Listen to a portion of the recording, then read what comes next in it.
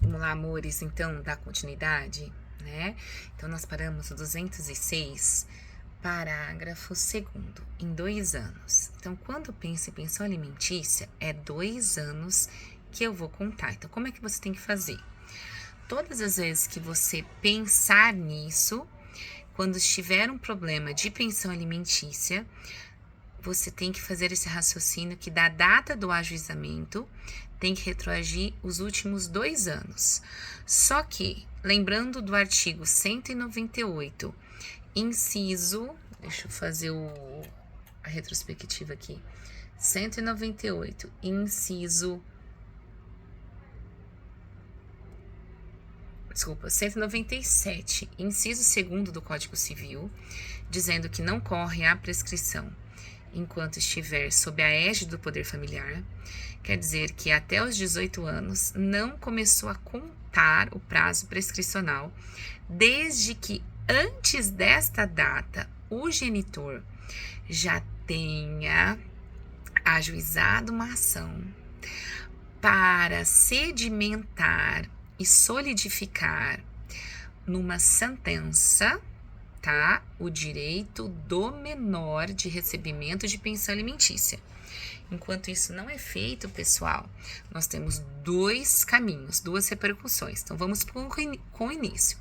O cidadão tem 3 anos de idade, os pais se divorciaram, aí foi feita uma regulamentação na justiça sobre o divórcio mais a pensão alimentícia. Então, o genitor teria que pagar para o João, na época com 3 anos, o valor de 40% do salário mínimo vigente, ou 50% do salário mínimo vigente, tá? Hoje, o João tem 10 anos de idade, em 2025. E aí, a genitora te procura, dizendo que o pai, nos últimos 12 meses, ou nos últimos 3 meses, não vem pagando correto, ou não vem pagando, tá? De forma, assim, pontual. Porque vocês bem sabem que quando não paga, basta o inadimplemento de 3 parcelas que você pode pedir a pensão do genitor, pensão não, a prisão do genitor, sob pena dali ele ficar no máximo 90 dias sem se ele não pagar, ele vai ficar lá 90 dias, né? Sem a contraprestação, então essa é a punição máxima. Só que eu tenho o rito de expropriação, quer dizer, mediante o não pagamento, você vai pedir para que o que estiver em nome do genitor seja destinado à justiça. Então, sofra uma constrição judicial, certo? Muito bem. Neste caso aqui, que já houve uma sentença, quando o João tinha 3 anos e hoje ele tem 10 anos, a genitora pode esperar ele completar 18 anos para que ele consiga resgatar esse período, tá certo? Para ele consiga resgatar esse período, porque o prazo prescricional ficou congelado, ou ela de pronto já judicializa. Não tem problema nenhum. Lembrando que com 18 anos inicia o prazo prescricional. Então, quando ele tem 20, ele só vai conseguir retroagir os últimos 2 anos, a partir dos 18. Quando ele tem 22, ele vai só conseguir retroagir aos 20, 24, 22, tá? Sempre os últimos 2 anos, certo? No entanto, isso é muito comum quando me procuram, né? A pessoa está na faculdade e aí o pai nunca pagou. Vai valer daqui para frente, tá? Por que daqui para frente? Porque não tem nada a ser regulamentado. Desculpa, não tem nada que foi regulamentado, tá? E aí é necessário regulamentar daqui para frente, sob o binômio necessidade, necessidade, possibilidade, e eu agrego mais um, proporcionalidade, certo? Todas as vezes que eu pensar, então, em pensão alimentícia, enquanto for menor, até 18 anos, o prazo prescricional fica congelado. A partir do momento que inicia os 18 anos, é só aqui em pensão alimentícia, aí inicia a contagem do lapso prescricional sempre dos últimos 2 anos. Certo, pessoal? Isso é muito interessante e importante você ter esse cuidado na leitura de um problema, tá? E posso dizer, é assim, é muito comum em casos a serem judicializados o não pagamento de pensão alimentícia, tá? O inciso 3º, pessoal, do artigo 206, nos diz acerca deixa eu ler aqui que eu estou fazendo a leitura, o parágrafo 3º, quer dizer, em 3 anos. Então, quando você vai focar no prazo prescricional de 3 anos, tá? Bom, o primeiro é aluguel. Então, aluguel, 3 anos, certo? Inciso 1º, pretensão relativas a aluguéis de prédios urbanos ou rústicos. Parágrafo 3º, inciso 2º, pretensão para receber prestações vencidas de rendas temporárias ou vitalícias. Isso aqui não é muito comum, tá, pessoal? Rendas temporárias e vitalícias. E eu lembro que eu coloquei no material de vocês exatamente um exemplo. A gente não vê muito. É muito raro. Mas é possível. Então, por exemplo, um contrato de constituição de renda, estou colocando exatamente o que eu coloquei no material de vocês. Estou exteriorizando aqui. Em que João se obrigou a pagar para Pedro um valor de R$5.000. Caso João não pague a prestação de renda temporária, Pedro terá 3 anos para exercer a sua pretensão. Então, o contrato, tá? É um contrato que as partes entabulam para pagamento como se fosse uma pensão. A gente chama isso de renda temporária. Se há o inadimplemento, tem 3 anos para receber este valor, tá certo? Tudo bem? Não é muito comum, tá? É um contrato muito antigo, a gente não vê muito isso não. Mas, como está aí no código, é importante vocês saberem. O outro caso, pessoal, que está no 206, parágrafo 3º, inciso 3º, relacionado a juros, também não é comum. Por quê? O que é esse exemplo aqui? Então, vou dar o mesmo exemplo que está no material de vocês para vocês entenderem, tá?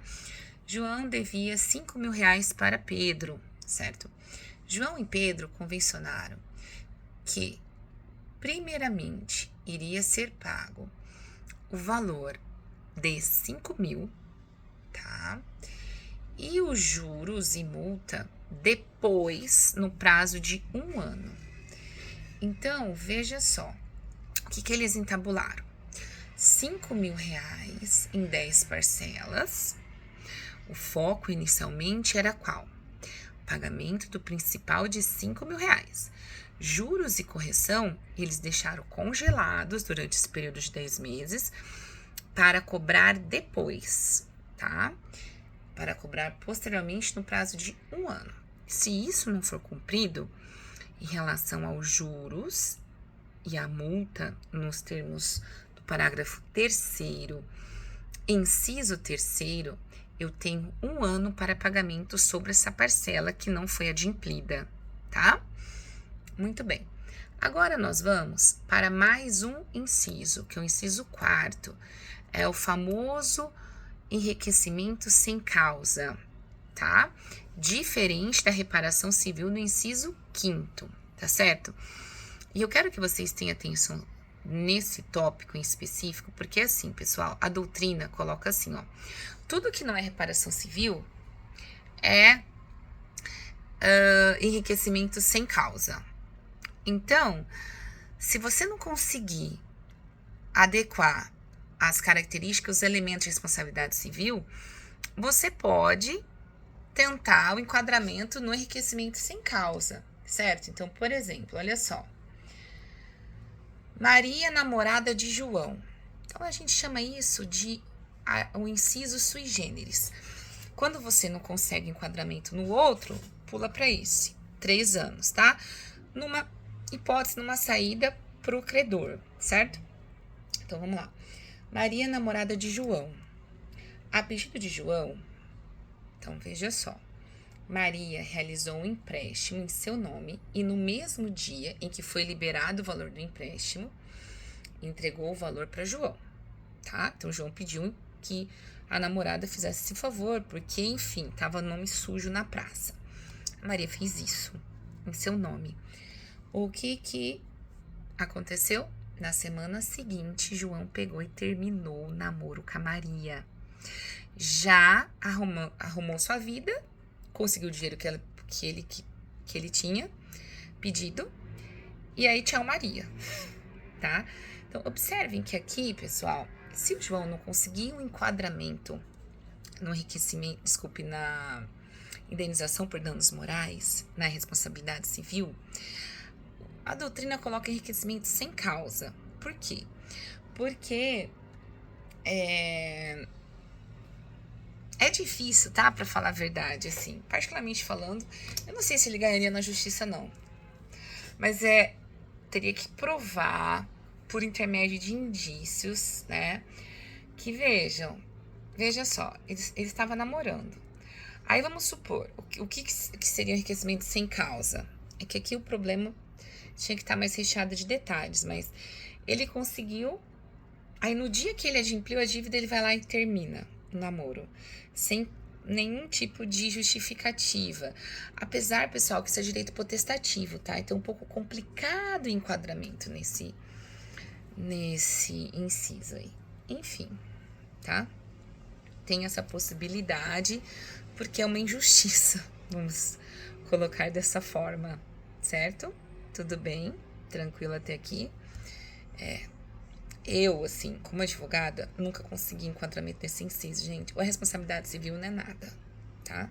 A responsabilidade não é nada. Mas, como eu disse, tem essa possibilidade desse artigo sui generis. Sui generis, quando você não enquadra um, é nesse, certo? Muito bem. Lembrando que aqui, né, quando for contratual, gente, responsabilidade civil, porque não houve o cumprimento de uma cláusula.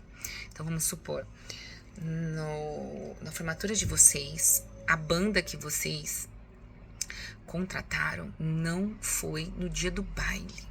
Vocês têm 10 anos para pleitear na justiça a indenização nesse sentido, tá?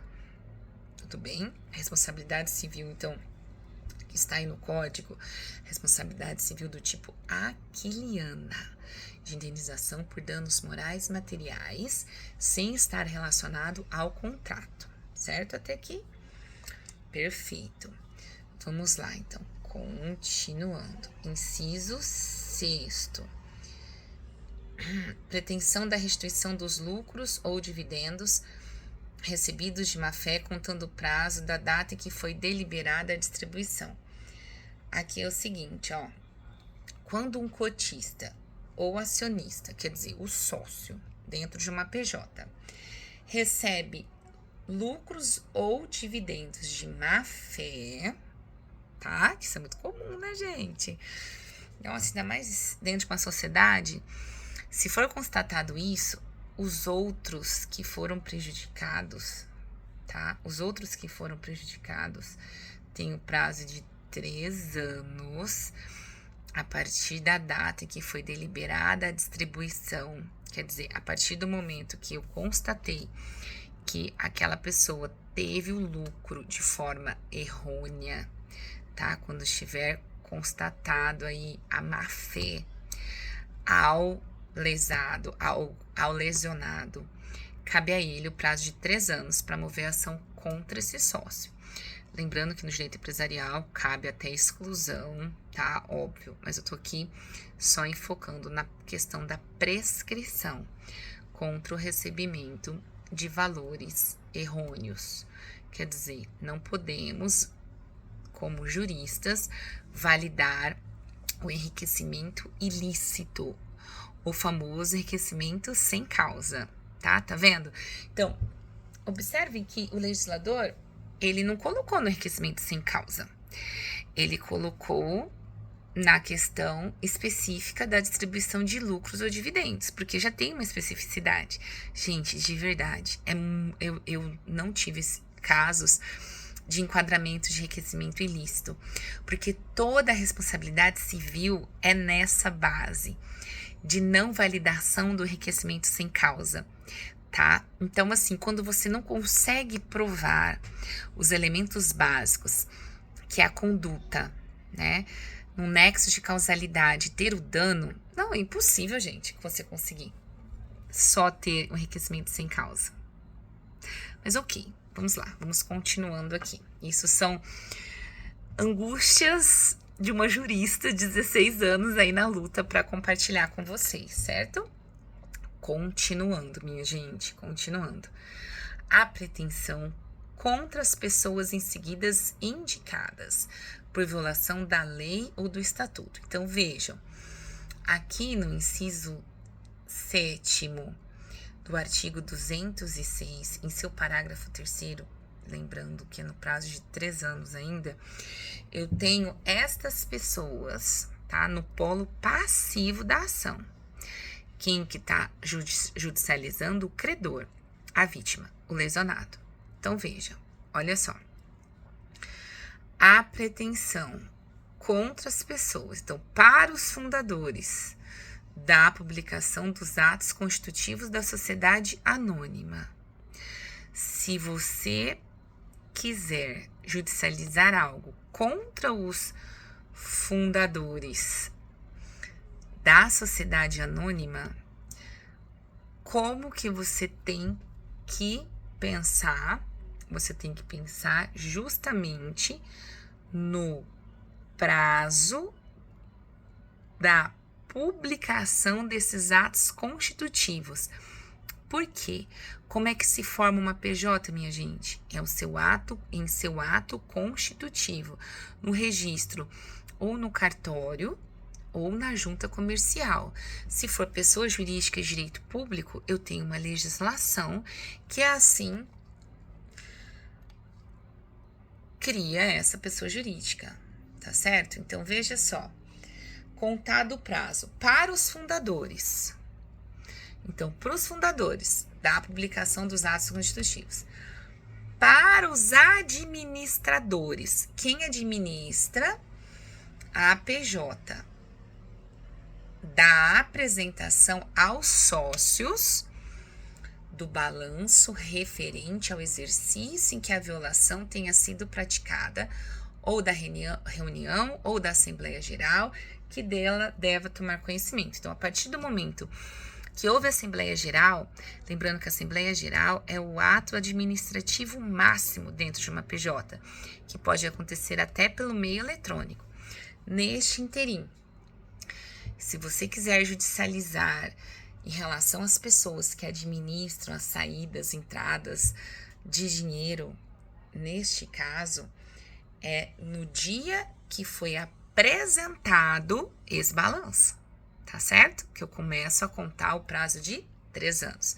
Por que que a gente precisa saber isso, gente? Nós já falamos em sala de aula. Em razão do princípio da accionata. Eu preciso ter o início para eu alcançar o fim, tá? Continuando. Para os liquidantes da primeira assembleia semestral posterior à violação. Então, mais uma vez, eu conto da assembleia. Mas a assembleia do quê? Não é uma assembleia comum. É a assembleia visando a extinção. Antes da extinção, precisa liquidar. Liquidar os credores. Quando não houver essa liquidação, então o credor tem que mover ação contra o liquidante. Qual que é a diferença desta para o prazo de 1 ano? Aqui é SA, tá, gente? Sociedade anônima, em 3 anos, certo? Tudo bem? Muito bem. H. A pretensão para ver o pagamento de títulos de crédito, tá? Aqui nós estamos no inciso 8º, no código e no material, a linha H, para vocês, tá? Que eu tô colocando todas as modalidades de incidência do prazo de 3 anos. Então, aqui, o que você tem que fazer? Você tem que pensar que a título de crédito seria o prazo de 3 anos. Mas qual título de crédito? Aqui que eu tenho. Menos cheque, porque cheque é a lei de cheque que vocês vão aprender, que domina, tá? O regramento do prazo prescricional. Então, tenho 6 meses, é o prazo de prescrição após o prazo de apresentação. Então, é assim, apresentou. E aí, eu tenho 6 meses para mover a ação de cobrança do cheque, tá certo? Apresentação, se for mesma praça ou praça diferente, tem uma distinção em relação a isso. Após o prazo de apresentação, eu tenho que contar 6 meses para a ação de cobrança. E depois, você pode entrar com ação monitória, você pode entrar até para voltar à execução do cheque. Enfim, não é esse o caso dos 3 anos. Os 3 anos que nós colocamos aqui, que eu estou olhando o material que eu deixei para vocês, seria, vamos supor, nota fiscal, né? A construtora Delta vendeu para João várias mercadorias no valor de R$10.000, certo? Então, João comprou aí da construtora Delta várias mercadorias. Para a cobrança dessa nota fiscal, a construtora emitiu uma duplicata no valor de R$10.000, com vencimento em 30 dias.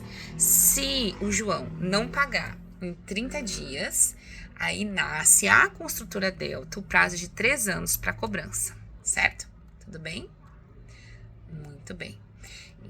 Portanto, é importante vocês saberem que o cheque não se aplica aqui, tá? Mas sim outros títulos de crédito, como, por exemplo, que eu coloquei aí uma duplicata, uma confissão de dívida. Nesse caso, é bastante importante colocar, porque cumpre o mesmo papel, tá certo? Então, uma confissão de dívida ali, por exemplo, que eu sempre coloco como o que aconteceu na minha infância. Sempre brinco nesse sentido. Adorava pegar sorvete ali na sorveteria da praça, porque eu cresci numa cidade pequena. Amo, gente, amo, sou apaixonada por cidade pequena, que lembra a minha infância. Aí, a gente não tem que assinar uns papéis assim. Tal dia a Fran pegou 3 picolés. Todos aqueles papéis juntados é como se fosse um título de crédito informal, gente, reconhecendo ali que eu devo o exemplo, soma tudo, vamos colocar R$500 de sorvete. Então, ao estabelecimento, tem o direito de cobrar da minha pessoa o valor de R$500, tá? Num prazinho aí de 3 anos, certo? Tudo bem? Muito bem. Vamos lá, continuando. O inciso 9, e o último, por sinal, de 3 anos. A pretensão do beneficiário contra o segurador e do terceiro prejudicar no caso de seguro de responsabilidade civil obrigatório. Aqui, o que você não pode esquecer? Que seguro de PVAT, minha gente, o prazo é de 3 anos, tá? Seguro de responsabilidade civil sem ser obrigatório, o prazo é de 1 ano, certo? Tudo bem? Maravilhoso. Então, continuando, minha gente, nós estamos indo bem, hein? Vamos lá. 4 anos, relativo à aprovação de contas. Aqui é a história da curadoria, em que, ou até eu posso pensar no tutor também, tá? Tutor, curador, funções atribuídas pela justiça, funções seríssimas, em que não é administrado patrimônio seu, mas sim de terceiro, mediante a incapacidade absoluta ou relativa. A partir do momento em que houve a prestação de contas e o Ministério Público ou a vítima constatar algum erro nas contas, nasce a ela o prazo de 4 anos para mover ação de prescrição, tá certo? Muito bem. E por fim, pessoal, 5 anos, os incisos são dívidas líquidas, constantes de instrumento público ou particular. Então, aqui quando eu tenho dívida líquida, que é assim, vamos lá, 10 mil reais, como eu coloquei aqui no exemplo de vocês, ó, 10 mil reais, no escritura de compra e venda. Não paga, qual é o prazo? 5 anos, tá? É importante vocês fazerem essas distinções, pessoal, então, sistematizando, olha, se não paga as dívidas de cartório, e esse cartório, vamos colocar, o terceiro cartório de notas de Presidente Prudente, cartório da Bruna, um cartório particular, né? Se você não paga, o cartório tem 1 ano para mover ação contra você. Agora, se você não paga custas do Tribunal de Justiça, o prazo é de 5 anos, tá? Se você não paga dívida líquida em um contrato escrito, seja esse contrato particular ou escritura pública, o prazo é de 5 anos. Se for verbal, o prazo é de 10 anos, tá certo? Tudo isso por construção de jurisprudência, STJ, Superior Tribunal de Justiça. Ok, pessoal? Muito bem. Outro caso seria profissionais liberais, em que não recebe honorários. Então, vamos supor que você não recebeu honorários do seu cliente. Qual é o prazo? 5 anos. Contados da onde? Da conclusão dos serviços ou da cessação do respectivo contrato ou mandato. Então, concluiu o serviço, né? Você foi até a última instância, fez tudo, divulgou e o cliente não te pagou. Opa. Vamos lá, cobrar. Cobrança onde? Justiça comum, prazinho, 5 anos, certo? Ou, houve a renúncia. Não quero mais você como advogado. Tudo bem, você tem que me pagar. A partir de quanto? A partir desse momento, nasce o prazo de 5 anos para cobrança.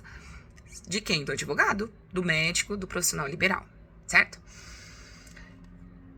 E o último inciso de 5 anos seria a pretensão do vencedor para ver do vencido que despendeu em juízo. Aqui é o seguinte, ó.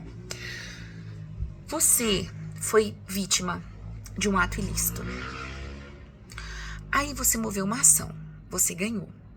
Só que você não teve que pagar advogado para conseguir êxito nessa ação? Teve. O que o legislador fala?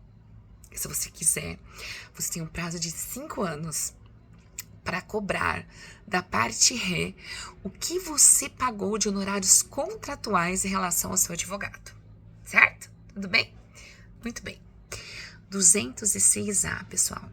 Aqui no 206A, a história da prescrição intercorrente, que nós já conversamos em sala de aula. É a prescrição na fase de execução. Então, transitou em julgado, tá? Transitou em julgado, e aí você vai fazer a leitura em consonância com o artigo 202, parágrafo único. Transitou em julgado tem a prescrição da execução. Tem que iniciar a fase de cumprimento de sentença. Não iniciou essa prescrição, certo? Prescrição da execução. Iniciou. No entanto, com o mesmo prazo da pretensão de prescrição, o processo ficou parado, gente, tá? O processo ficou parado porque você não encontrou o executado ou não tem bens, certo? Não tem bens passíveis de penhora. Inicia o prazo de prescrição intercorrente. É desesperador, porque você ganhou e você sabe que a pessoa não tem bens. E aí o processo vai correr. Você tem que, tentar todos os mecanismos judiciais, e aqui onde entram as coações indiretas de cumprimento. Por exemplo, mandar bloquear a CNH. Já disse a vocês, no que toca a bloqueio de Instagram, inclusive, tudo método que você tem que fazer como credor, desde que seja legal, obviamente, para receber o que lhe é de direito. Se não, o mesmo prazo da fase da pretensão, vamos supor, indenização por danos morais e materiais, do tipo aquiliana, responsabilidade civil, né? Extracontratual. 3 anos, eu tenho essa mesma quantidade de tempo na fase de execução de prescrição intercorrente. Certo até aqui? Muito bem. E aí, nós entraremos agora em decadência. A decadência, minha gente, qual é a diferença? Relembrando, a gente já viu em sala de aula. Extingue o objeto, né? Não é a pretensão. Então, quer dizer, é como se naquela situação não houvesse vício. E, portanto, você só vai ter prazos decadenciais no momento que eu quiser o reconhecimento de nulidade nas ações desconstitutivas ou constitutiva. O que eu quero dizer? Reconhecimento de anulabilidade de vícios, certo? E aí, a partir desse reconhecimento, que nasce a mim um prazo decadencial, tudo bem? Por exemplo, quando eu estudei lá em pessoa jurídica, no primeiro termo, que se não houvesse o registro se no registro daquela PJ não houvesse a menção daqueles incisos do artigo 46, nascia ao prejudicado o prazo de 3 anos para reconhecer o vício. A matéria do primeiro bimestre, nós vimos vícios do negócio jurídico, cujo prazo, com exceção da simulação, que não tem prazo, é de 4 anos, certo? E onde está escrito isso? Para vocês relembrarem, artigo 178 do Código Civil, de 4 anos o prazo de decadência, contados a partir de cada tipo de especificidade de problema, por exemplo, coação, no dia que ela cessar, erro, dolo, fraude contra credores, no dia que realizou o negócio jurídico, no incapaz, quando cessou a incapacidade. Então, aqui, o artigo 207 a 211, pessoal, vão tratar destes exemplos de decadência. Outro caso decadencial que é bastante recorrente é que não há interrupção ou suspensão de prazo decadencial, a não ser quando a legislação assim dispõe, que é, por exemplo, em Código de Defesa do Consumidor, tá? Então, aí, ok, tem especificidades lá que interrompe prazos decadenciais, mas a regra é fluido, certo, pessoal? Então, muito bem. A partir disso, vamos ver os artigos de decadência. Pouquíssimos artigos, 5 artiguinhos só. Veja só, salvo disposição de lei em contrário, que eu acabei de dizer, não se aplicam normas de impedimento, suspensão ou interrupção da prescrição à decadência, tá? Que é o que eu falei. É fluido, é 4 anos que você tem que contar a partir do reconhecimento de vício do NJ. É 3 anos a partir do reconhecimento de vício de PJ. E assim, sucessivamente.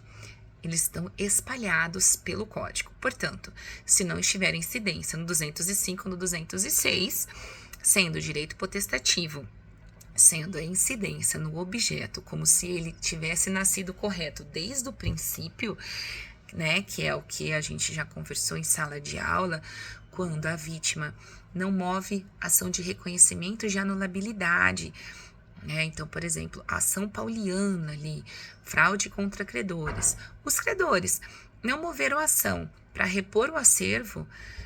Quem somos nós, né? Que o legislador coloca. Quem sou eu para mudar todo esse cenário? É como se o próprio credor não tivesse preocupado com essa lesão ao seu patrimônio. Então, portanto, aquele ato não tem nenhum tipo de vício, certo, minha gente? Então, esse é o raciocínio que você tem que fazer. Bom, 195 e 198 se aplica a decadência. Aí você vai ter que voltar lá no 195 do Código Civil e você vai verificar que se houver a decadência naqueles que foram prejudicados, por exemplo, os relativamente incapazes e os representantes da PJ, tem ação contra aqueles causadores deste dano, certo? Eu dei em sala de aula exemplos de prescrição. Então, a pessoa é representante, não é com você, é pro outro. E você prejudicou ele. Que você, quer dizer, o seu representado legalmente, ele tem sim direito de mover uma ação contra você pelo prejuízo. Era certo que você ia ganhar na justiça? Não, mas pela dúvida nasce essa pretensão, tá? No 195. E no 198, inciso 1º, da mesma forma que não corre prescrição até os 16 anos, também não corre decadência até os 16 anos, tá? 209, é nula a renúncia. Por que é nula a renúncia? Veja a diferença de prescrição. A prescrição você pode renunciar porque não atinge o ato ilícito, atinge a pretensão. Então, é possível que a pessoa devedora pague uma dívida prescrita, sem problema algum. Mas como eu vou adimplir algo que já operou a decadência? Se a decadência atinge o próprio ato ilícito, dessa feita, não dá, não tem como, não é crível, não é lógico haver a renúncia à decadência legal. No entanto, pessoal, o que você tem que entender aqui? É possível a renúncia à decadência convencional, que é aquela em que as partes entabulam. Então, por exemplo, olha só, isso a gente também já viu em sala de aula. Se você compra um carro numa concessionária e o prazo é de 5 anos, a parte não judicializou nada na justiça, a proprietária do carro, quando teve algum vício ali no próprio veículo, ela deixou para fazer depois do 5º ano. Se houver a renúncia à concessionária, tá tudo bem, porque é um prazo convencional, tá? São somente nessa hipótese. Por isso que quando houver a decadência convencional, quem tem que falar é só a parte. Mesmo que o juiz observe e veja ali que tem decadência, não pode falar nada nos termos do 211, o que é diferente do 210, porque o 210 diz que a decadência legal é de reconhecimento de ofício pelo juiz. E como que funciona na prescrição, pessoal? Vocês vão aprender isso em processo. Na prescrição, o juiz, verificando que tem a prescrição, ele vai oportunizar as partes, a justificativa. Quais partes? Notadamente, os credores ou o credor, se houve mesmo a prescrição, porque ele pode provar alguma hipótese de suspensão ou interrupção da prescrição, certo? Um beijo para vocês, meus amores. Fiquem com Deus.